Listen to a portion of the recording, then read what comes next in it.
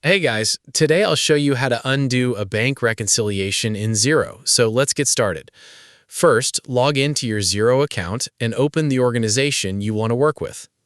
From the dashboard, go to Accounting and select Bank Accounts.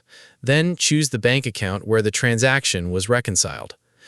Next, find the transaction you want to undo.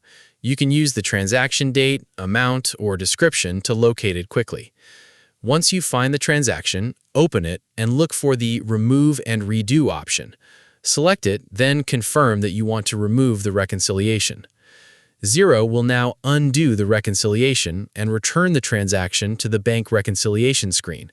This allows you to review the transaction and make any necessary corrections before reconciling it again. For example, if you selected the wrong account, tax rate, or matched the transaction incorrectly, you can correct those details before reconciling it again. After making your changes, return to the bank reconciliation screen and process the transaction using the correct information. Keep in mind that you should always double-check the transaction before removing a reconciliation, especially if it affects your financial reports. And that's how you can undo a bank reconciliation in Xero and reconcile the transaction correctly. If you found this video helpful, consider giving it a like and subscribe.